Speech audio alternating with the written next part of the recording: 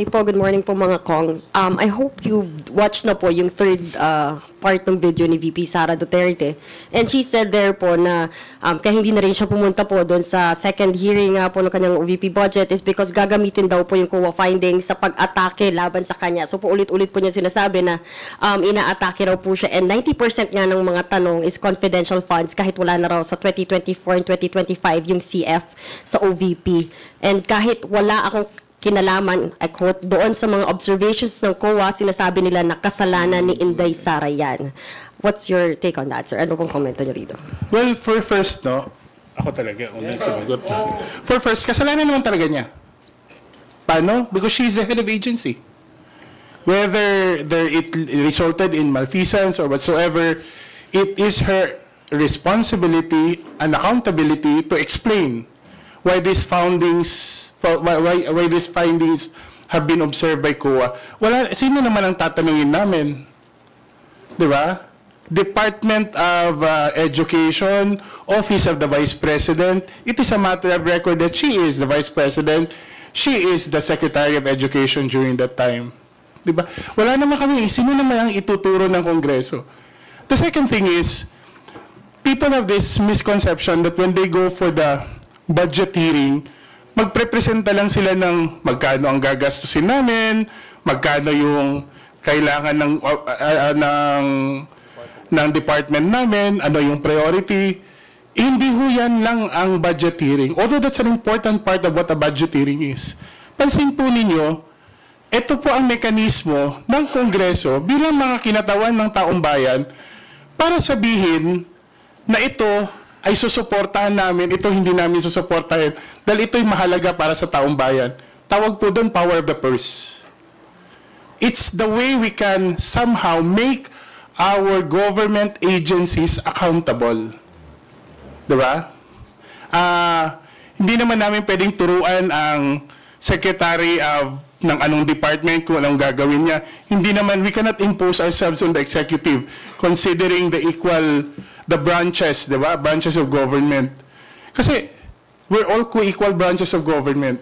But by exercising the power of the purse, we are able to hold the executive accountable. And that is not paninira, that is not politika. That is how the political process works. That is how a mature democracy works. Di ba? So pumupunta sila dito, sana hindi nila isipin na pagagalitan sila, pupolitikahin sila, sisiraan sila. Kasi if you look at the proceedings, never naman kaming mga neophytes disrespectful sa kanya, di ba? Never naman katulad kahapon ng kasamahan namin, di naman namin tinasang boses namin. Kami pa nga ang tinasa ng boses kahapon eh. Di ba? That is the important thing to consider.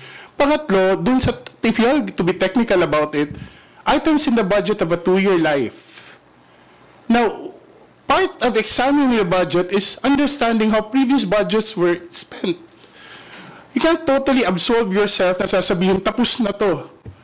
Diba? Especially if the life for that fund just ended. Like, when it was approved in 2022, so we have until 2024, 2023, end of 2023. So last year lang yon. So we are still within bounds to ask clarity on certain items. And lastly, public office is a public trust.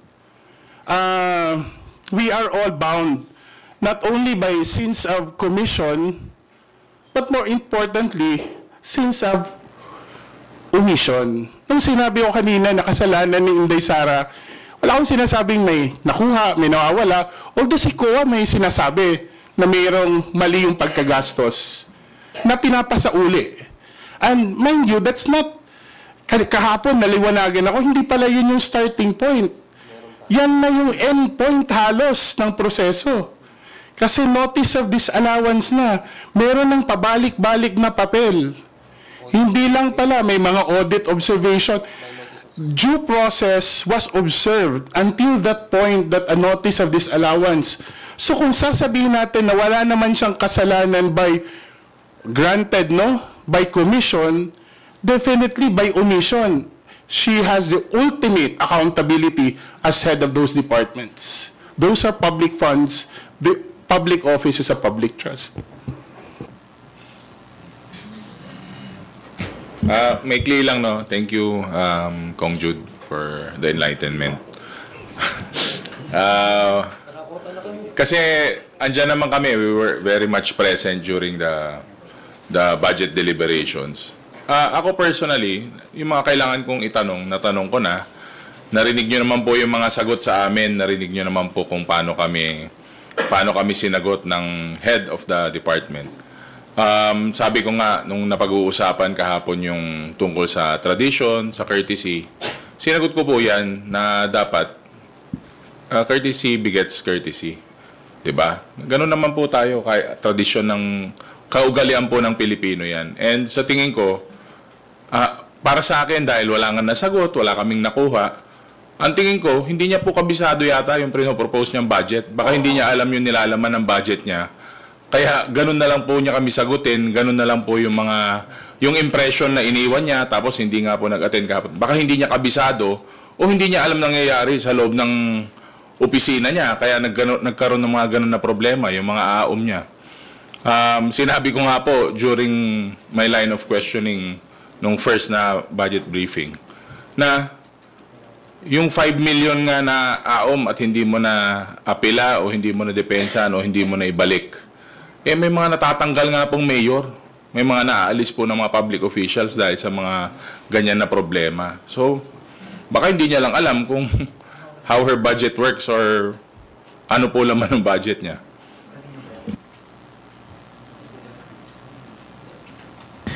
I think much has been said. Si Kong Jude already mentioned yung relevance yung CIF. But for me po, I think really, especially in light of the question po, no, yung interview itself, I think she just refuses to take accountability for all that we are looking for in Congress in exercise of the power of the purse.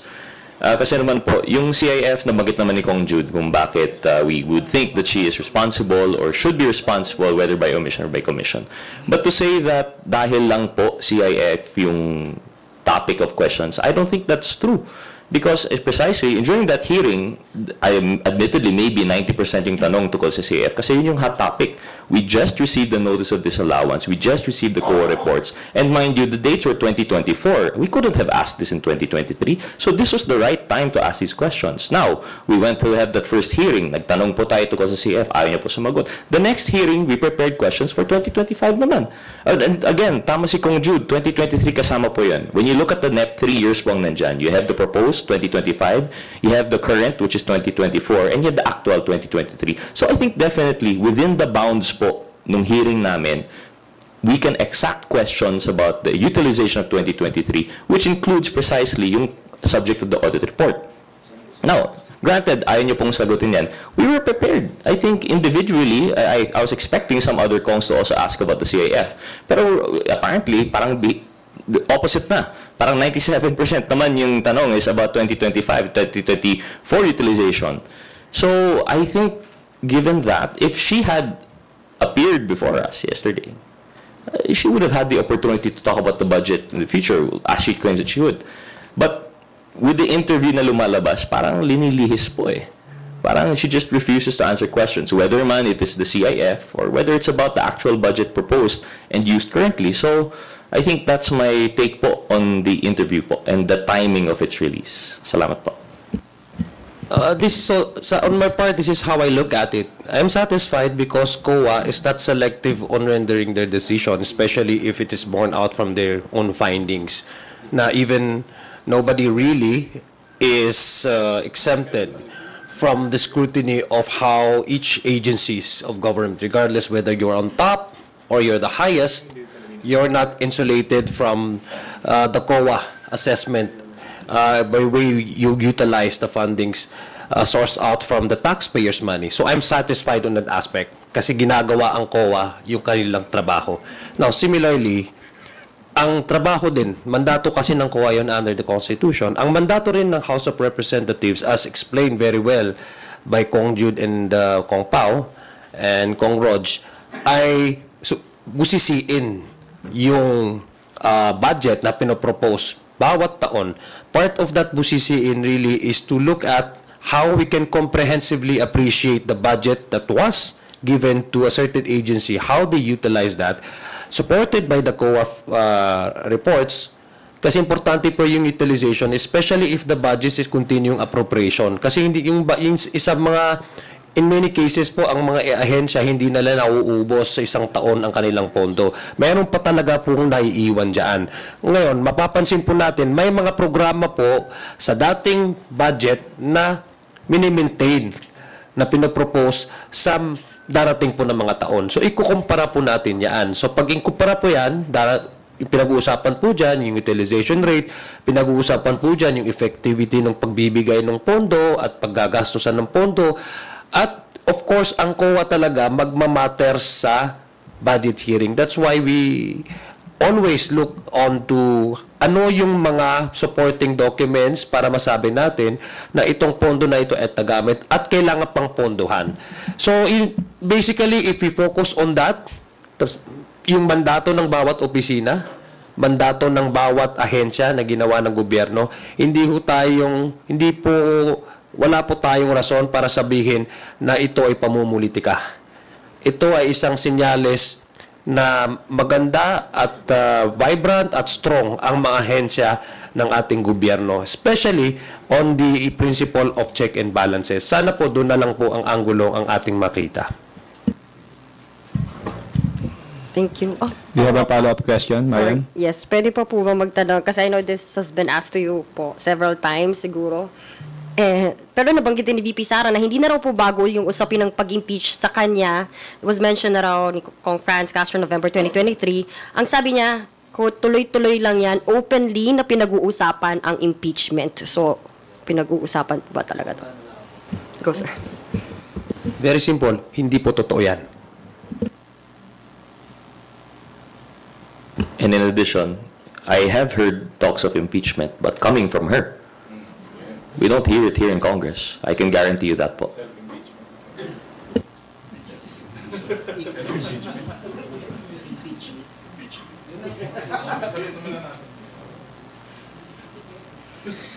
Thank you. Next question comes from Bibian Gulia of ABS-CBN2. Good morning, Kongs. For reaction daw po, of course related to VP Sara pa rin dun sa statement niya or sa video na inilabas kanina, essentially parang sinasabi na scripted daw yung mga budget hearing, one, and then two, reaction daw po dito sa comment niya na para hindi halata na inaatake nila ako ay tinanggalan din nila yung mga iba pang departments ng confidential funds. So nakikita nyo, bumulong ang Makabayan Block kay Martin Romualdez. At dahil sa kagustuhan ni Martin Romualdez na hindi siya aatakihin at dahil gusto niyang suportahan ng Makabayan at ang NPA, nakinig siya. At ang ginawa niya, tinanggal yung budget para alamin kung magkakain. Yun po. Thank you po, ma'am. Meron po ako nakitang may script. Paulit-ulit po yung sagot niya. Binabasa niya yung script niya. Pero kami po, wala po kami script. Wala naman pong senaryo, wala naman pong ganun. Pero lahat ng sagot, binabasa yung script. Yun lang po masasabi ko. Alam nyo, napaka-convenient na reason na sasabihin na may script po kami. Kung isipin mo naman, there are around 50 people normally on an appropriations committee meeting and hindi lahat pumapasok at the same time. Secondly, we come from different persuasions, different even districts, different perspectives. Ang galing naman siguro ng scriptwriter, no? Napapag-iisa niya lang lahat. Pero gaya ng sinabi ni Kong Pao, isa lang naman yung may binabasang script eh. Tatatlungan lang yung linya, 'di ba? Paulit-ulit binabasa pa. Yung punto ko lang is, I honestly take offense that the Vice President has chosen to make all these accusations over media, over an obviously scripted television interview, di ba?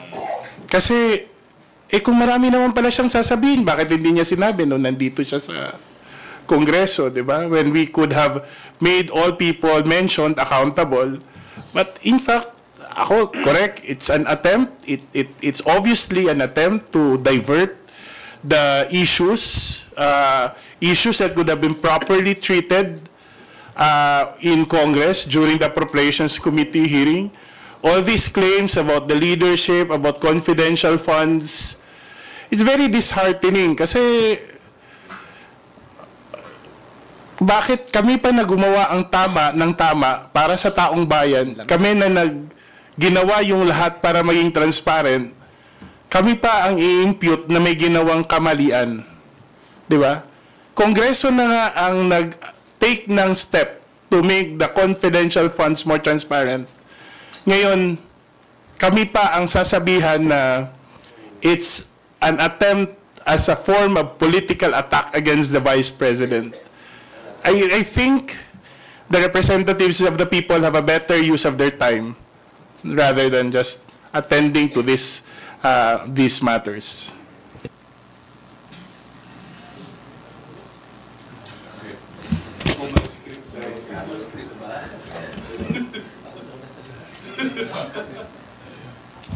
Ikaw yung sponsor eh. Ikaw yung may Dagdagan ko lang, sorry.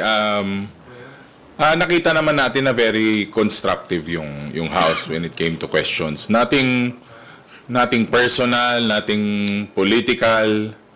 Alam niyo naman sa House of Representatives, very demure, very mindful yung mga members. Saka yung consideration talaga saka yung courtesy was afforded, and walang kahit anong diversionary tactics, walang kahit anong tanong na taliwas sa laman ng budget. Ang trabaho po namin, magbusisi at magtanong. Ang trabaho po nila, ipresenta yung budget at sagutin yung mga tanong. Ganun lang naman po kasimple, wala naman pong kahit ano pa dyan. Isang pahabol na lang, konti na lang. Kung naghahanap sila ng script, ang tanong namin, bakit ang isang television interview na obviously parehong subject, parehong interviewer, parehong set nga, in-extend pa ng 3 araw. At purposely released in sync with the proceedings in Congress. Siguro mas alam ng taong bayan kung sino ang may script. Vivian? Opo. Sir, comment din sir dun sa sinasabi na laging inaatake ang Vice President dahil siya yung tinitingnan ng mga tao na magiging susunod na presidente. And mayroon daw plan to defund the Office of the Vice President. Narinig din namin na posibleng piso lang ang ibigay sa OVP. Kaparte yan ng pag-atake. And sir, hindi lang masyado na-address kanina, yung bulong daw ng Makabayan yung pagtatanggal ng confidential funds sa mga civilian agencies nung nakaraan.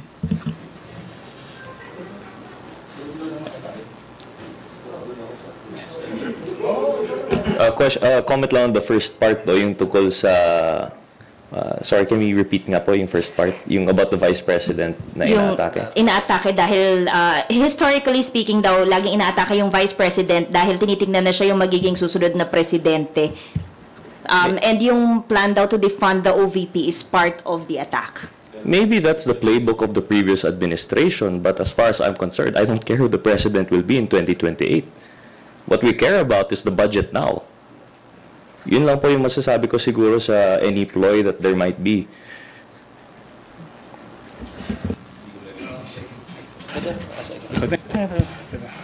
I think the ones that are accusing us of politicking are the ones who are actually doing the politicking. Wala ang ginagawa. Let's go back to the very basic of why we are holding this committee briefing, committee deliberation. It's part of the mandate. Parte po yan sa aming sinumpaang katungkulan. Wala hong naiisip ata ng dito sa House of Representatives na infuse yung possible na 2028 because that's a long way to go.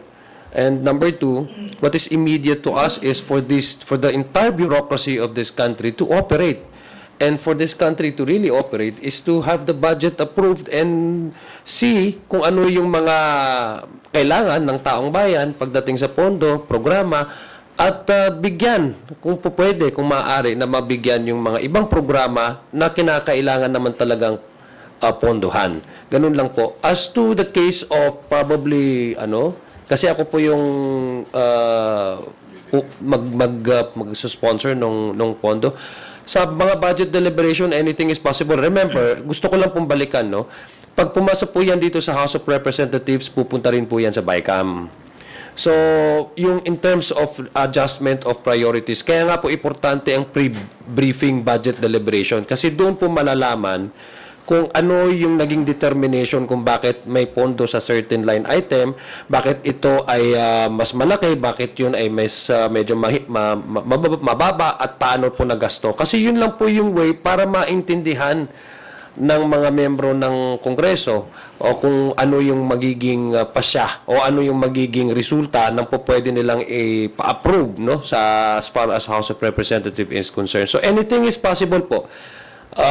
Anything is possible. Pero ako, as a sponsor, ang pinaka-importante talaga is yung opisina, kung anong kailangan ng opisina na base po sa mandato niya. Of course, hindi ho din natin po pwedeng disregard na may mga empleyado dyan sa mga opisina ng bawat ahensya. Kailangan din ho ng pondo pagdating sa mga maintenance ng kanilang mga assets and all, mga office equipment. So, kailangan din ho tingnan yun. Pero I don't think na yung sinasabing piso na we are not going to just ignore the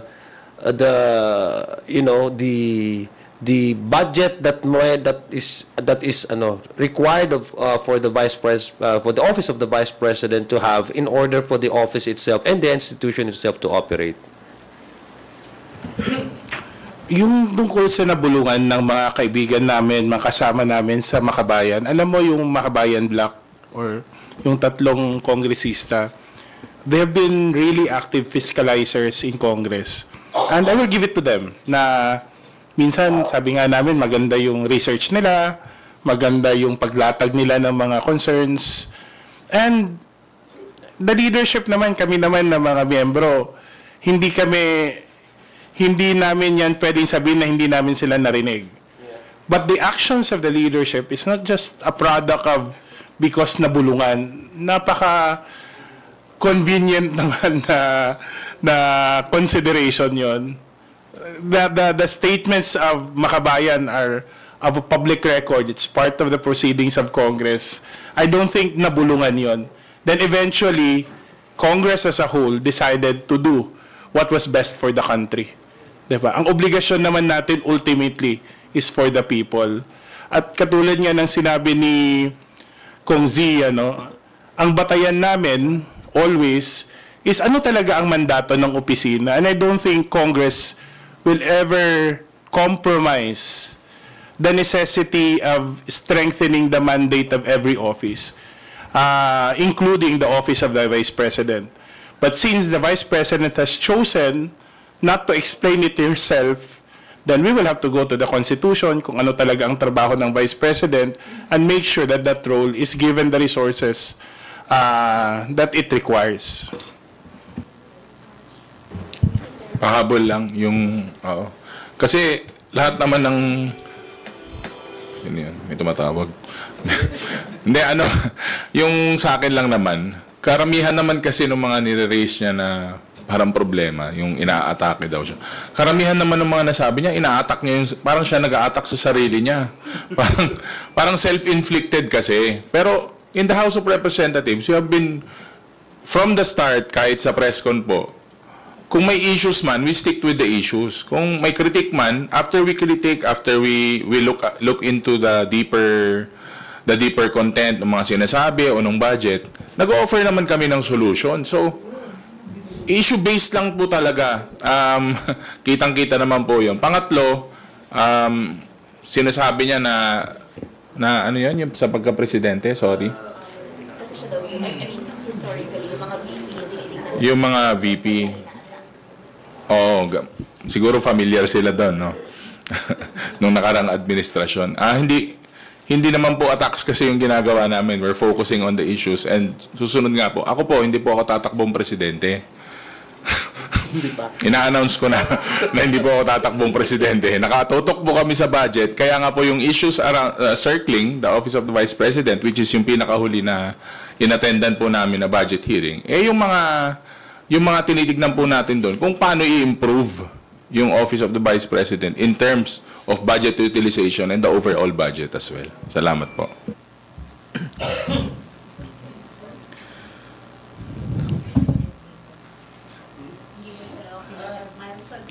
Later, ma'am, I'll call you, ha? Okay, thank you. I recognize Rosalie Cos from UNTV for her questions. Yeah, good morning po, Kongs. Yesterday po marami kaming nasaksihan na first time. First time po na hindi lumusot yun pong budget ng isa sa pinakamataas na tanggapan sa pamahalaan. First time din na walang humarap na opisyal sa budget deliberations. Ano po yung repercussions po nito and ano po yung napagkasunduan sa House panel para hindi na ito maulit? At may effort din po ba kayo kung Jong na at lastly makipag-ugnayan sa OVP kasi kayo po yung magde-defend ng budget before the plenary? Lahat po talaga mga first timers din po kami. Pareho tayo nagulat. Patuloy po yung pakikipag-ugnayan namin. In fact, yung aking pong Chief of Staff ay tumatawag din po sa kanilang opisina at nagsulat na rin po kami para magkaroon po ng ugnayan, coordination, nang sa ganun ay mabigyan po tayo ng enough na material para po pagdating po sa plenaryo ay meron din po tayong mapagkukunan ng kasagutan sa mga posibleng mga katanungan nating mga kasamahan. Now, pagdating po dun sa sa nangyari po kahapon, actually hindi ho scripted 'yon. Talagang makikita niyo po kung paano po yung demokrasya na kikita natin even in the budget hearing, meron talagang may posisyon at may posisyon na hindi nagkakatugma. Pero at the end of the day, nakita niyo naman po na ang focus talaga is the budget. At sana, although hindi pa talaga napag-uusapan officially kung ano yung magiging possible na kasi nasa rules po 'yan no? Kung pero ang aming pong posisyon diyan ay since tayo po ay nahalal at tayo po ay inatasan ng ating mga kababayan na magkaroon ng trabaho, no? I mean, our primary consideration is since we are all public servants, then it is incumbent upon us also to follow what the constitutional requirement says, which is in the times of budget hearing, we really we owe it to the people to really present our budget through the members of the legislature, present them, explain to them, and allow them to really exercise also their mandate to scrutinize the budget. Sa makatuwid, in short, we hope sana, dahil first time ito, at sana walang second time. Sana hindi na mauulit yon. Kasi it's not only an insult to the House of Representatives, it is also a way of dismissing what the Constitution says and what the Constitutions require of us as public servants. Add ko lang, first time din po na ganun po ang trato sa House of the Representatives, House of the People during a budget hearing po. Kaya minsan mapapaisip ka, masakit ba talaga o masarap ang first time? So ngayon lang po kasi tayo natrato ng ganito sa House of Representatives. Kaya nga po, House of the People and all of the people are there as district representatives at karapatan po namin na tanungin po at maalaman ng tao kung saan po nagagamit yung mga pondo na to. Oo nga. Di ba marginalized sector? So, kayo po yung representative ng mga sector.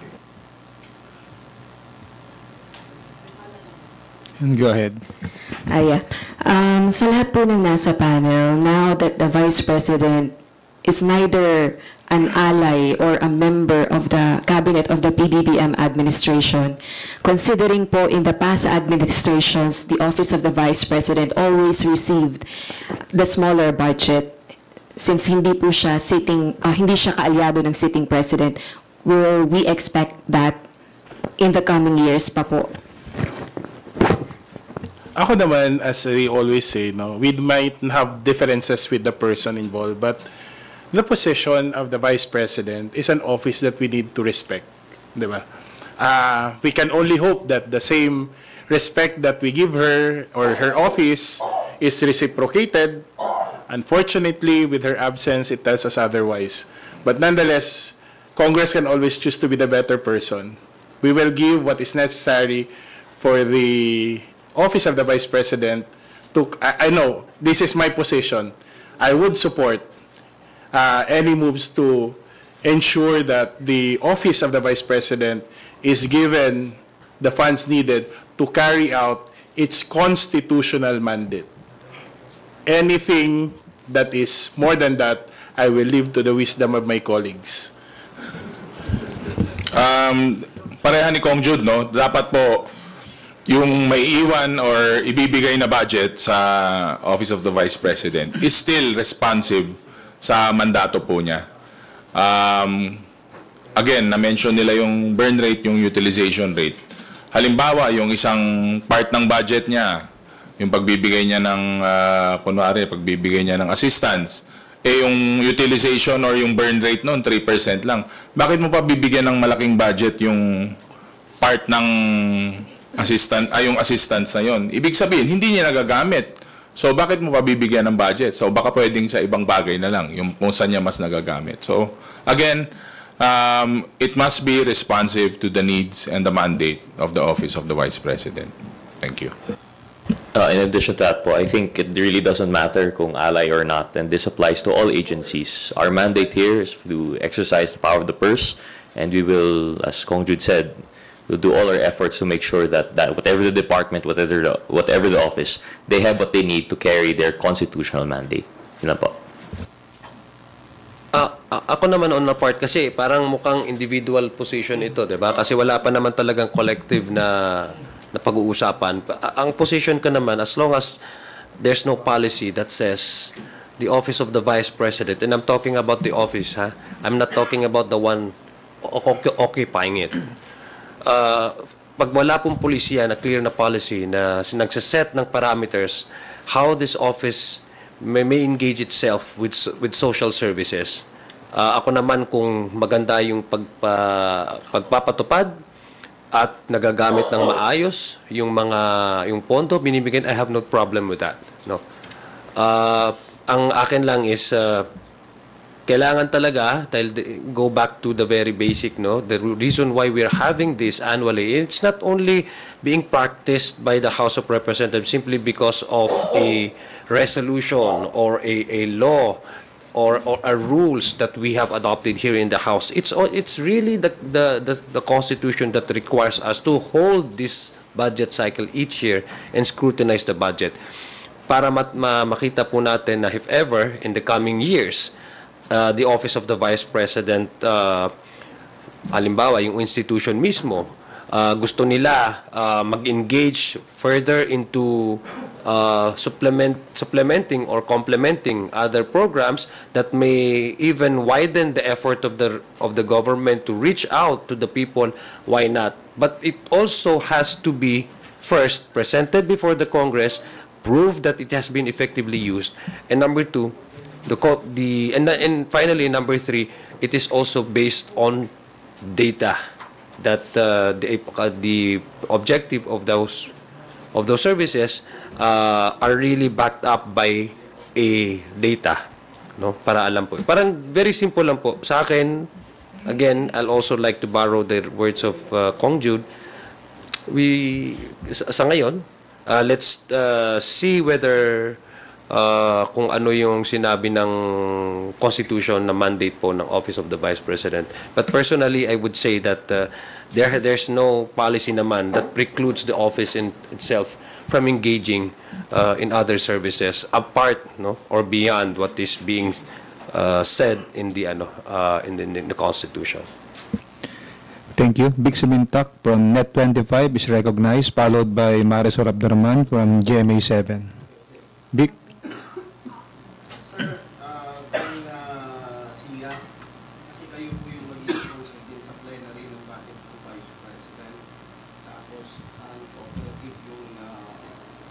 Office of the Vice President, especially the Vice President. Sabi niyo nga, ibabatay sa Constitution. So, pero open din kayo, pero hindi pa siya collective decision ng Congress. So, is it possible na yung social services, part of the 2.037 billion pesos na proposed budget ng Office of the President, mababawasan? O, lahat naman posible, no? Lahat naman po posible sa mga panahon na ngayon. Ang pinaka-importante, the basic po na kailangan intindihin ay paano yung Office of the Vice President, kung ano yung nararapat na ibigay sa kanya para according sa kanyang mandato. Basic yon. Ibibigay po talaga yan. Halimbawa, yung salaries ng kanyang mga empleyado, kailangan talagang bigyan mo yan. Diba? Kung ano po yung kailangan ng kanyang opisina para tumakbo. Of course, kailangan mo yung sinasabi po nating MOOEs. Kung ano man yung asset, halimbawa, pag-aari ng opisina na kailangan i-maintain, talagang ibibigay mo yon. As to the other programs na pinopropose po, kaya nga po importante talaga na dumalo ang isang head ng agency para siya po yung mag-explain sa Kongreso. Dahil unang-una, hindi po na-involve ang membro ng House of Representatives sa pagdedetermina nitong mga priorities na to. Sila po yung nagdetermine ng priorities na to. And definitely, since hindi po alam at hindi po involved ang House of Representatives sa pag-prepare itong budget na to, naturally kayo pong tatanong at sila po ang mag-i-explain sa atin. Now, again, I'd like to borrow the words of our good friend here, a former seminarian, my good friend Congressman Jude Asidre. Ang maganda po sa House of Representatives, it's a deliberative body. Hindi po yan dinidesisyonan ng isang tao. So kung ano po yung wisdom na nakakarami, ay yun po yung makikita nating resulta, kung ano man yung magiging resulta pagdating po sa budget. Hindi lang ho sa opisina ng Vice President, opisina po ng ibang ahensya. Pangalawa, kung ano po yung ma-approve dito sa House of Representatives, aakyat naman po yan talaga sa bicameral conference. So anything can happen. Anything is possible. Kung siya, follow-up lang po, kasi mismo nanggaling sa bibig ni Vice President na ipinakuubaya ko na sa desisyon ng Kongreso yung budget ng Vice President. Kayo po ang magdedepensa sa plenary. Kung hindi siya tatalo, kasi sabi nyo, kailangan silang magpaliwanag dahil silang nakakaalam. Yun po yung sa pre-budget. Paano nyo idedepensa sa plenary yung budget ng Vice President kung darating yung ganong yugto? Na alin, na hindi siya pupunta. Well, tayo naman is kung ano whatever documents that we have in our possession, we will use that. I mean, I cannot extend beyond what is by my duty kasi hindi naman ho ako ang spokesperson ng opisina ng Vice President. So I cannot infuse my own opinion and my personal stand on matters relating to her budget. What I can give as a way of response to those members who may have some questions about the budget is I will base my answers on the documents that I have in my possession. If I may add, saglit lang. Just to clarify, for the people to understand what the Vice President is asking for, she is asking for standalone social services funds. Basically, hindi ho katulad siguro sa amin, sa Kongreso, at sa iba pang mga kahit local government, we all defer to the funds that are already in the frontline departments. Hindi ho kami gumagawa ng sarili naming mga programa at hindi po yun standalone funds. What the Vice President is asking are standalone programs which she will have exclusive control. Hindi ho katulad sa congressman, kami ho, wala ho kaming pondo, meron lang ho kaming dun sa test, sa tupad, papadala namin dun, sa DSWD. They own the funds. They manage the funds. This time, the Office of the Vice President is asking for their own exclusive funds. Kaya, hindi ho simpleng bagay ang hinihingi ng Office of the Vice President. Hindi ho simpleng pondo katulad nung meron po yung ibang mga ahensya. Kasi po, ang labas po nito, magkakaroon ho talaga ng duplication with existing standalone programs. At sana po malinaw po sa taong bayan natin, hindi po na pinagbabawalan natin o inaagaw natin sa Vice Presidente ang resources necessary kasi parang meron sinasabing mawawalan ang taong bayan, yung mapasaan pupunta yung nangangailangan. Nandyan naman ho talaga yung mga programa ng ating administrasyon, ng ating mga line agencies. Thank you. Let us excuse Kong Zia, who will be attending a meeting. Marisol Abdurrahman, ma'am, please proceed with your questions. Okay, thank you. Thank you. Okay, Kenneth Basila from Business World, you're recognized.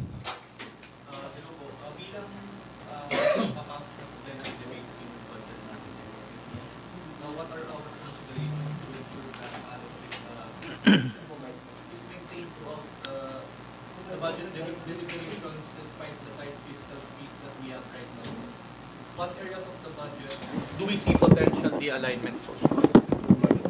Okay, ulitin ko po ba? Okay.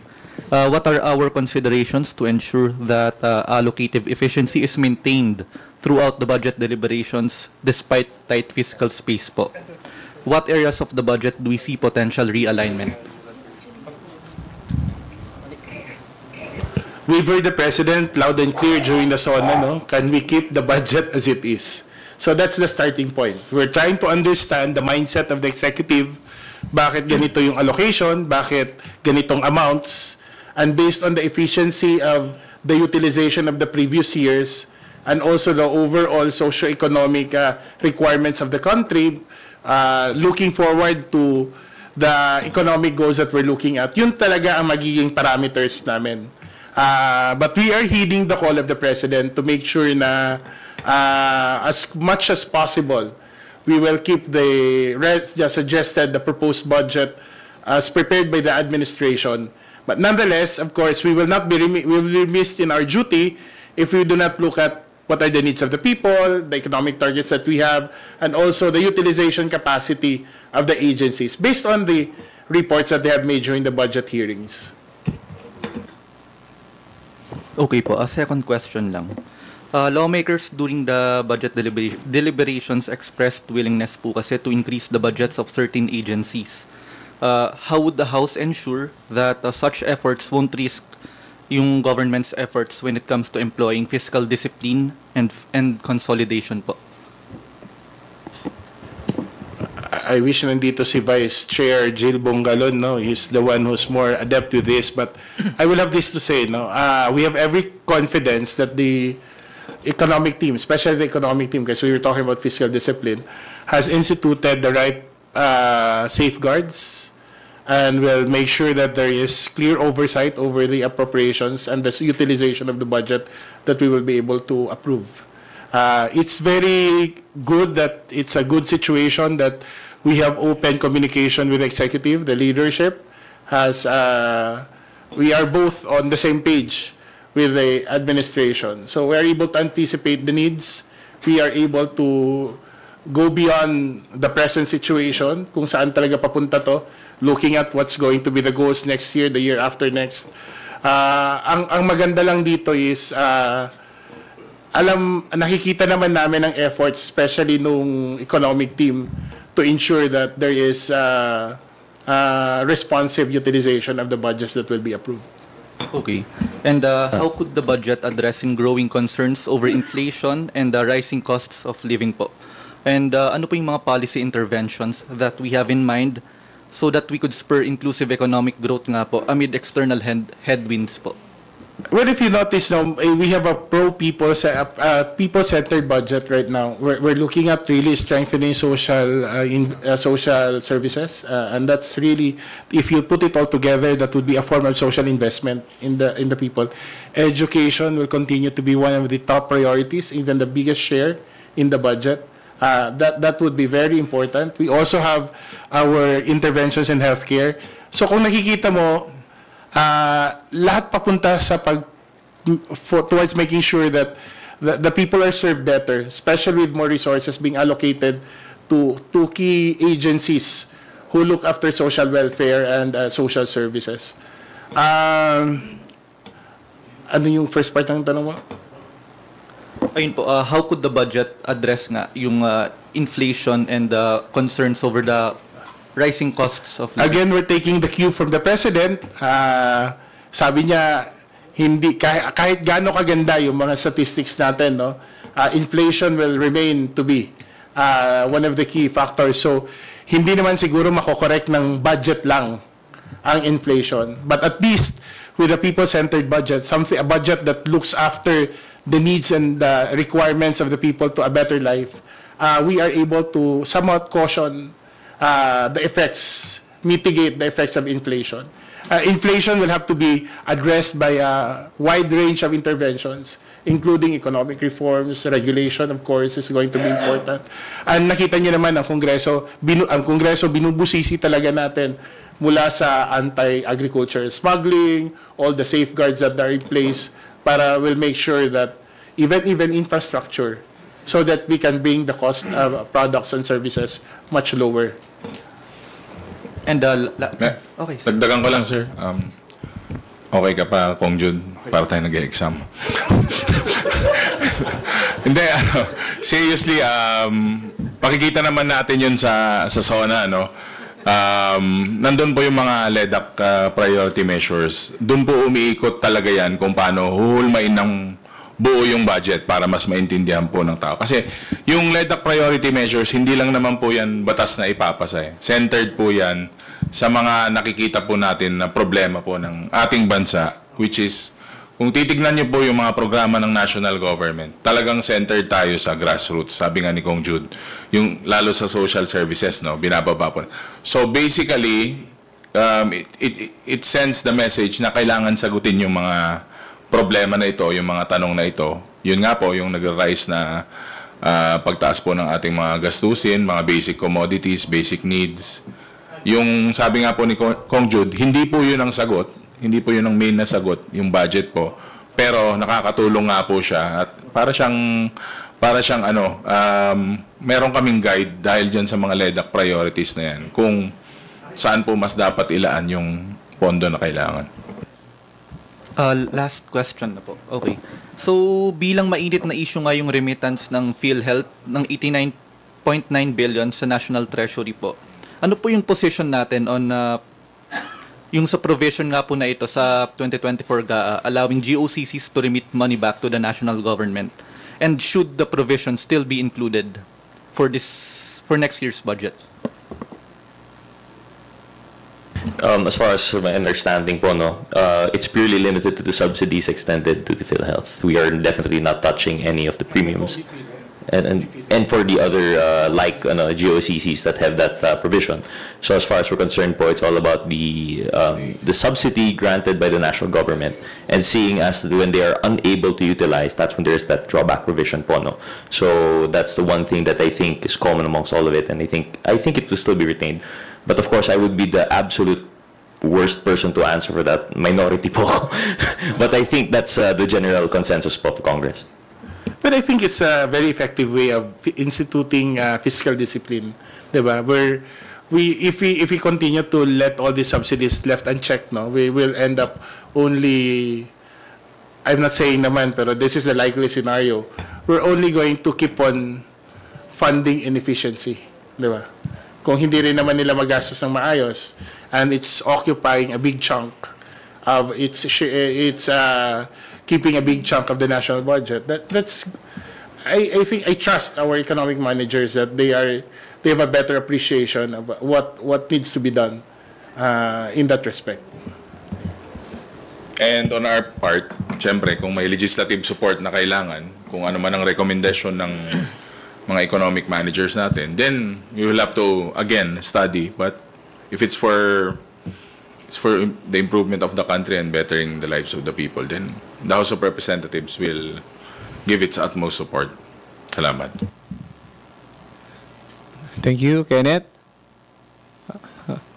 We have questions from Linez Capante of GMA Online. Hello. Hi. Good morning. Good morning po. I just have one question kasi yung isa ko na. natanong na. Sir, given what happened August 27 and yesterday, the unprecedented nature of events, is the Vice President worthy of courtesy from the House of Representatives? Why or why not for all? Thank you. Well, the Vice President is the second highest official of the land. We may disagree with her, we may feel slighted by her personal actions, but nonetheless, we are duty-bound to uphold the Constitution, and the Constitution accords her that position in our system of governance. I don't see any reason why we should. We may have disagreement. We should not. We may have disagreements with the person, but you know, we are all elected officials of the people, and the Vice President is an elected official of the nation. So we will give her the courtesy that the office demands and the office requires. I think itong usapin ng pagbibigay ng kortesiya, hindi ito tungkol sa taong pinagbibigyan ng kortesiya lamang. Ito po ay reflection kung anong klase din ng mga tao na silang magbibigay ng kortesiya. So I think I trust that the members of Congress are honorable men and women, and we will, on our honor, afford the Vice President the respect and the courtesy that her office demands. And still, courtesy begets courtesy. Yun lang naman po. Ako rin naman po, I would agree with one of my mentors na neophyte. Ganyan kami dito. But to be, of course, personally, on a personal level, siguro yung kaya kong ibigay na courtesy is 20% na lang. Kasi nung mga nakaraang budget hearing naman po, nagbigay naman po kami ng utmost respect and courtesy. So may 20% pa po sa akin. As a general principle, no, if you're talking about courtesy, definitely, sama na rin natin, courtesy and respect. We will always have that for the office of the Vice President. We are advocates, definitely. We support a harmonious inter-branch relationship, and that will always be one of our pillars as we work here in the Congress. But if you're talking about courtesy in the technical sense, yung palaging sinasabing na inter-branch courtesy, which will be invoked in the hearings in relation to the budget, I think this has to be tempered by the needs and our constitutional mandates and duties. So, yun na po. Thank you, Lenesca. Billy Vegas from Abante Politico. You are recognized. Magandang tanghali po. Kahapon po na-raise ni Kong Rog yung 53 million na ginagastos ng OVP sa rent ng satellite offices. Ba't daw po yung tingog naman ang dami nyo ring offices kung saan-saan? Actually, habang nagpe-present si Kong Rog, binibilang ko nga they have 12 offices and 53 million ang rental. Tingog, we have 137 offices right now. We're not paying any rental. Diba? We're working in support, together with our partners, allies, volunteers. Ito si Kong, may isa siyang Tingog Center na tinutulungan. Because kami, klaro naman sa amin sa Tingog kung anong gusto naming mangyari. Gusto namin maipalapit ang serbisyo ng gobyerno sa mga tao. Minsan naging katuwaan na lang, no, yung mga politiko, ang daling lapitan, ang hirap hanapin. Tumatawa si Paulo. Pero, joke lang naman yun, pero minsan malaman, no? So, kaya pinagsisikapan natin na mailapit ang serbisyo. At ayaw naman natin one time lang. Kaya nakikipag-ugnayan tayo sa mga kaibigan natin, katulad yung ibang district congressman, yung ibang mga mayors. Minsan nga, kahit mga kasamaan, kahit nga classmate ko sa college, minsan napakiusapan ko na magbukas ng tanggapan. At wala po doon ang pondo, wala po doon wala ho kaming stand-alone funds. Ano pong ginagawa ng mga Tingog Center?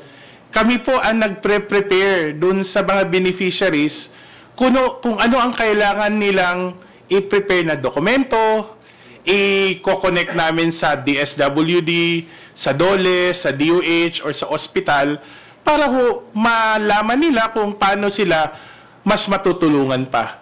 So, malaking pagkakaiba po yung mga satellite offices ng Office of the Vice President at mga tingog centers.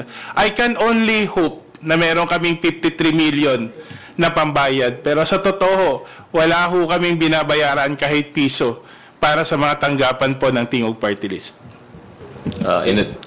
Sorry. Sigundahan ko lang kasi yung tingog center po sa amin sa La Union, sa bahay po ng lolo ko. Hindi po siya dedicated na opisina. But we have a small space and we have a joint desk for Tingog and of course our district office. Ganun po kadami ang kaibigan ni Kong Jude na meron pong espasyo ang Tingog Center sa different satellite offices po. At wala po kaming binabayaran na. Wala pong renta. Wala din po. Pagkakaibigan lang po talaga sa kamustahan. Which is, siguro, yun po ang foundation ng pagiging pagtulong sa tao is meron kang isang kaibigan.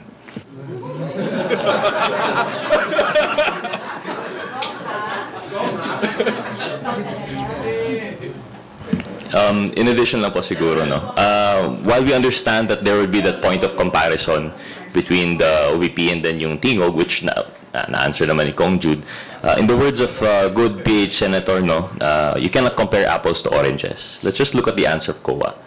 Compare the office of the Vice President to the previous Vice Presidents. Wala pong ginawang satellite offices in the previous administration. So you're still comparing 53 million to zero.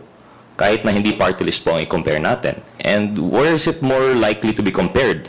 If you look at the basis of which the satellite offices and extension offices were made, parang it's patterned after regional offices ng ating administration, of the national government. So bakit po parang may sariling bureaucracia yung Office of the Vice President? I think that's the more pressing concern, and that's where I was coming from with my interpellation. Yun lang po. For the record, yung Office of the Vice President dati, yung kay VP Lenny, was about 300,000 po ang renta nun. VP Lenny, 300,000 sa Quezon City compared to the 54 million, yeah. Hindi satellite. Hindi one rider satellite office. Magkakaroon na din daw po soon. Yung ating mga pit stop sa Kong Rog, baka pwede meron na rin, di ba? Pwede mag-offer doon ng kape sa katubig para po sa mga nagmomotor, di ba? Wow, good idea yun. No? Thank you. Thank you. Marisol Abdurrahman from GMA7.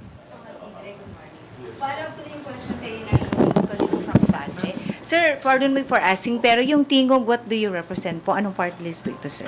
Well, ang Tingog po ay party list. Originally, nanggaling talaga kami sa Region 8, Leyte and Samar. But, since naswerte naman tayo na we have more than one representative, at nakita rin naman natin na ang sitwasyon ho ng Leyte and Samar, yung pagkawalan ng boses, o pagkawalan ng Tingog, ay hindi lang exclusive sa situation po ng region namin, but it's a common experience in many regions kung saan, sabi nga nila, less than Manila-centric but more of a regional-based, region perspective ang meron tayo. Yun po yung isinusulong ng Tingog Party List. Making sure na ang ating mga rehiyon, ang ating mga kanayunan, ay may parehong access sa mga serbisyo ng gobyerno at hindi lang ho dun sa access, but also the same level of participation when policies are being shaped in the national arena. Kaya kung mapapansin ninyo, malaking prioridad ng Tingog, itong dalawa, una, yung mga Tingog centers, kung saan napapalapit natin ang mga serbisyo ng gobyerno sa mga tao, or at least, na-channel natin ang mga tao doon sa serbisyo ng gobyerno. At pangalawa, our legislative record would show our strong participation in really shaping national policy, not just from the regular or the conventional perspective, but most especially from the perspective of the countryside. Yeah, and granting there's no rental paid, so I just wonder why do we need to have 100 offices for the party list? And that's because we want to be where the people are. Pero syempre dapat priority. I'm from Samar, by the way. Yes. In Samar, we have more than, in Region 8, we have more than 25 centers na po. And Leyte, how many offices? The same, all over. The reason... But at least allocated in Region 8? As I said kanina, sir, ma'am, yung mga centers po kasi natin, they are not the end point. The end point will be the government agency concerned. Now, we tried expanding to almost every town, but in the end, nagklaklag lang dun sa end point. And for reasons of efficiency, we decided na kung nasan yung end point, like every province, wala akong region, ma'am, na every province may tingog center. Region 8 lang po. And volume of resources, almost 80% of whatever resources is afforded to us in terms of assistance is in Region 8. So 20-30% lang yung outside. Pero syempre, mas maraming rehiyon. We only have centers in 30 provinces, ma'am. Not everyone, not all provinces. Magagalit na si Kong Rog sa amin. Pero sa Region 8 kasi, hindi ho namin pwedeng lagyan. We tried. Putting in so many municipalities. Ang problema, nag-choke point dun sa end point. Kasi hindi naman kami ang ultimately magre-release ng assistance. Yung agency naman. Yun po yung pagkakaiba sa Office of the Vice President. Kasi yung gusto nila, sila mismo ang mag-aabot. We don't want that because that's not our role. Our role is to enable lang, to inform the people what the services that they can access. So dun sa checkpoint. So it's really a logistical concern. But nonetheless, ma'am, in every town, meron tayong tinatawag na help desk. Hindi siya office, help desk siya. Doon po nagsasubmit ng requirements para pagdating niya sa schedule niya sa endpoint, doon po sa agency mismo, ready na po yung gusto niyang assistance. If I may allow, sir, for one more question. Sir, balik tayo even sa budget. If first come to worst na hindi mo talaga magpakita, for example, si VP Sara or anybody from the office, the plenary po for the delegation of the council, what will happen? Did it ever happen before? Yung hindi wala man lang any representative for the agency, and will you have the same stand po na you think the office deserves the budget? Sir, yung totally wala na talaga. I guess po, of course, mga neophyte kami dito. What do we know about tradition? But they say po, no, what we've heard is that this is the first time that it has happened. It is the first time na walang nag-attend sa committee, and it will probably be the first time also in the plenary. So are you honest expecting that it would really happen even at the plenary? It might happen, definitely. But it was something to consider, at least for our point of view from the minority. That will not stop us from pursuing what we have to pursue in the budget. It will not that will not stop us from exercising our oversight, our keen scrutinizing of the budget. Kami po ay magtatanong pa rin sa Office of the Vice President. Actually, mabuti nga wala si Kong Zia ngayon. He would not ask me not to ask questions. Pero I told him outright na, as a friend, whether or not mag-appear po yung resource persons, I think you should really prepare, my friend, because we will be asking questions. And I think that's how it's supposed to be. Kasi pag sa plenary naman po, si Congressman Adjong na yung magde-defend, ready or not, whether may proper resources or not siya, whether he has the resource persons or not. We have to pursue it because otherwise, hindi po may papasa yung budget if we have to wait on attendance. Is it too early to ask her if you give her the budget? Well, at least personally, ako, as I said earlier, I will make sure that the office is able to carry out. It's not up to me kasi. The Office of the Vice President is a position under the Constitution of the country, and it's my duty as an elected official to make sure that that office is able to perform its constitutional mandate. Ako sa tingin ko meron namang mag-a-attend. Hindi ko lang alam kung sino yung mga darating. Kasi I doubt if they would forgo na mawalan sila ng budget o mas slash significantly yung budget nila. Kasi parang wala ka ng interest sa position. Parang ayaw mo nang maging vice president. Parang ayaw mo nang maging head ng office na sinasaklawan mo kung hindi ka magpapakita. So still, I'm still optimistic na they would be there. At least may representative man lang. Which is dapat naman na ibigay nila yon, not only for themselves but also to the House of Representatives. Thank you, Marisol. Marian Enriquez from Channel 5, you have a related budget question. Sorry, clarify ko lang po sana, kanina pa po kasi sana yun. Tungkol po dun sa motion ni Kong Jill Bongalon before po tapusin yung hearing yesterday sa OVP, meron siyang sinabi na move to defer the termination of the OVP budget subject to conditions, either number 1, reduce the proposed budget of the OVP, and number 2, place the certain funds on hold until further discussions are held. Pwede niyo po ba i-clarify yun? Well, I think I don't want to preempt the Committee on Appropriations. I think they're in a meeting right now, and I trust that they will be short after issuing a statement to that effect. Thank you. Gab Lalo from Inquirer Online. So, related na rin sa budget ng OVP. Kasi kahapon nagkaroon din, lumabas parang, if I'm not mistaken, first time na lumabas na may problema pala sa implementation ng magnegosyo taday ng OVP na parang 0.04% lang yung funds na na-utilize. Where do you think this could be reallocated? Kasi sinasabi nga na mukhang babawasan yung at tatanggalin yung mga services na duplicate. Where do you think this could be reallocated, sir? Yun nga yung sinabi ko kanina, sir, na titignan talaga yung mga hindi nagagamit kasi sayang lang po yung budget eh. Now to where, syempre, I leave it up to the wisdom of the committee. Kasi hindi po ako member ng APRO. Pero I attend the budget hearings, of course. And actually, yung mga nakaraang araw, doon nga po kami nagtataka kasi binabato sa House of Representatives. Hindi naman kami yung gumagastos ng budget. Office of the Vice President naman. Sila naman yung may budget. Sila yung gumagastos nun. Ewan ko ba't parang ang bato nila sa amin. Hindi naman namin budget yun. Kung may ganun lang akong budget, nako. Hindi ko sa ganun. Ang dami kong matutulungan. Sobra.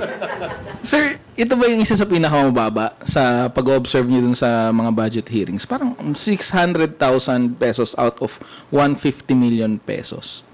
Parang ito ba yung pinakamababa for across agencies? I think we have to consider that it's under a bigger line item. So it's really hard to tell. But if you're going to narrow it down to that very specific program, it's a very low number. But we have to take into consideration the whole rin po, no? Kasi the line item was 1.7 billion. And I think that's from there, and divide yung social services. So it might not look as bad. Kasi other departments and offices, they would present their programs naka-line item talaga. So hindi siya lump na naitatago. So that might be why this is the first time that we noticed this. It's a good thing na bring up ng COA na at least for that specific program, it speaks volumes rin. Ibig sabihin, although lumped together in one line item yung budget, yung budget, the program itself seems to be unimplementable. Baka it's not feasible. So yun. And as to where it's going to be brought, I think there should be a similar program in the DTI. But again, we don't want to preempt the committee as a whole, and we'll have to see po kung saan ilalagay. But definitely, I think consensus namin, all social services programs, kung meron, if it will be realigned, sa social services pa rin po punta. Sir, just another question. Do you think the House is being placed at a conundrum? Parang damned if you do, damned if you don't. Laging masisita kung ihahayaan yung budget ng OVP na magstay as it is. Masisita rin kayo for not reducing it dahil yung attitude nga na pinakita ng Vice President. Ngayon, kapag binawasan naman, masisita naman din ng mga supporters ng Vice President na parang bakit binabawasan ng sobra yung pondo. Is it a problem for the House? Again, I'll answer from my own perspective. Sa akin po, hindi ko na siya nakikita na problema kasi unang-una, trabaho nga po namin 'yon. Pangalawa, tinitignan po namin kung ano yung pondo na nagagamit nila, hindi nagagamit, utilized, underutilized. Yung supporters po, I don't look at it that way kasi nga po, again, we are bound by our own districts. Pero kailangan po alam ng tao kung saan napupunta yung mga pondo na ganun. Kaya ako lang naman to, hindi po issue sa akin yun, hindi po problema sa akin yun. Kasi at the end of the day, dumaan ka nga sa pagsusuri, sa budget hearing, kung ito lang talaga ang deserve mo na budget, yun lang talagang may lalaan para sa opisina mo. Well, kung ang tatanungin mo, kung meron man anong problema, well, we would have been helped if the Vice President chose to explain well her budget. Kasi like for ako, ang tanong ko talaga is ganito. Meron silang social services, but unlike a district or a party list, I don't know really how they were able to approximate na ganitong number of clients ang meron sila. Diba? Kasi you're a national officer. Paano mo masasabi na ito ang lalapit sa akin na mga namatayan, ito yung masasakit? I would have wanted to know the parameters. Bakit? Kasi that would have resulted on meaningful outcomes. Paano natin masasabi na yung programa may significant impact siya? Depende sa volume. Yun sana ang tanong ko sa Vice President. How were you able to arrive at those amounts? And how were you able to arrive at those targets? Kasi kung wala yung targets, wala yung amount, nahingi lang talaga ng petty cash. Diba? Hindi programmatic. I trust that they have a programmatic way of determining the numbers, the targets, and the amounts. And that would have been the thing that I wanted to know. And in fact, that's a question that I raised during the first budget briefing. And ngayon, hindi ko alam. So I would have to confer with the other members at trying to understand how we will be able to do it. These things would have been resolved kung naging straightforward at naging cooperative lang ang pangalawang Pangulo. Sorry, in addition lang po, no, kasi it was already mentioned, I think that's a general theme, yung problema namin, I don't know if I can speak for everyone else, pero yung problema for this representation, hindi talaga programmatic yung dating with the utilization of the budget, and it would explain for a lot of the underutilization. For example, dun pa lang sa cash advance ng satellite offices and extension offices, where have you seen of all the district offices, equal po na binibigyan ng petty cash? Cash advance, 2.2 million. Pero obviously, Cebu is bigger than Siquijor. Diba? I mean, we have different demographics for different regional areas. Parang hindi talaga pinag-aaralan. And interestingly though, BARM was only 200,000. Yun na yung nag-iiba. Everyone else gets 2.2 million, BARM gets 200,000. And it's one of the most underserviced regions. So, yun, I agree with what Kong Jude was saying. Very unprogrammatic yung dating to the budget. And that's what we were hoping to help fix. Precisely by having these deliberations. Yun po. Saka last na, for the appreciation of yung mga kaibigan natin, yung mga nakikinig, nanonood. Kaya po nandiyan ka para ipaglaban mo yung budget mo, saka kung ano yung ginagawa mo at ano yung mga programa mo. Pero kung wala ka, ganito naman yung paraan ng budget hearing, paano mo, kaya nga budget hearing. Diyan mo i-defend, diyan mo ipaglalaban yung budget mo na itong mga programa na to ay nakalaan para po sa pagserbisyo ng opisina. Kaya pag wala ka na doon, parang yun nga talaga, finorgo mo na na parang wala ka nang pakialam sa budget mo, saka yung proposed budget mo. Ganun ko talaga siya tinitignan eh. Kasi yan yung taon po na ganado ka kasi ipipresenta mo yung mga gusto mong gawin, yung mga programa mo para sa susunod na taon. Thank you. Sir, last two questions na lang from Ed Galvez of FEBC and Terence Grana from AAP Radio. Please kindly refrain from asking questions that were already asked. Thank you. Go ahead, Ed. Sir, doon sa opinion lang na sabi ni BP Sara na si Speaker Martin at si Chairman Ko ang nagko-control ng budget, ng national budget. Ito po ba, sa palagay nyo, ito po ba ay taktika? Dahil nabigo siyang idepensa yung 125 confidential fund. Nung bata pa ako, minsan nahuli akong kumakain ng wala sa oras. At sinisi ko, niluto ng maaga, nilagay sa mesa, hindi ko mapigilan ang sarili ko. Diba? It's very easy to point fingers. The issue here is not whether the budget is being controlled by so many people. The budget is being prepared by the executive, deliberated by the legislative. It's a matter of public record. Nandyan siya lahat. Now, utilization. Sinasabi niyang kontrolado ng legislative utilization. Bakit ilang porsyento ba ang sa school building lang na-implement? 3% lang. Ang hina naman ng mga nagko-control nun. Pero hindi naman siguro yun ang issue eh. Ang issue talaga dito, accountability. Kung masagot niya sana yon, and obviously with her statements and her interview na release, part 3, hindi ko nga alam bakit hindi na sinabay-sabay. So baka bukas may part 4 at sa susunod part 5, talagang dinideflect po niya. Klaro po yun, di ba? Hindi naman yun yung pinag-uusapan niya yun. At she could have made better use of the time by explaining why, saying that in Congress, in front of us congressmen, and not before a television camera. Di ba? Sana dito niya sinabi yun na kinokontrol. Kasi we would have asked, na ma'am, pag kinokontrol ng 2 tao, bakit 3% lang ang utilization ng school building projects natin? Just a short addition lang po. No? I mean, it's precisely why it's called the executive. Sila pa yung nag-i-implement. We're just here to exercise the power of the purse. You know, we're here to lay out the budget. Once it's submitted to the executive, sila na po mag-implement. So I don't know why there is now that, and actually to answer the question, parang paglilihis nga po. Kasi nga po, that's precisely within your area of jurisdiction. Your authority is to implement. Tapos sinasabi mo po, it is controlled and implemented not only by another branch, but by only 2 people of that branch. Sobrang, it's far-fetched po. And personally, ako, I kind of take that as an offense. Kasi we take pride in our work here in the House. And ako, one of my proudest moments was finding intelligence funds in the MMDA. Ako po nakahanap niyan. Ako po nag-request from MMDA. I worked hours on studying their budget. Tapos sasabihin, control lang ng 2.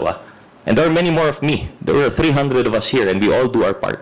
I see that, our congressmen, I'm very proud of them. We do our part here in the House. And to say that it's only 2 people that controls it, hindi po. Fake news lang po yun. Sinasabi niya. Hindi totoo yun.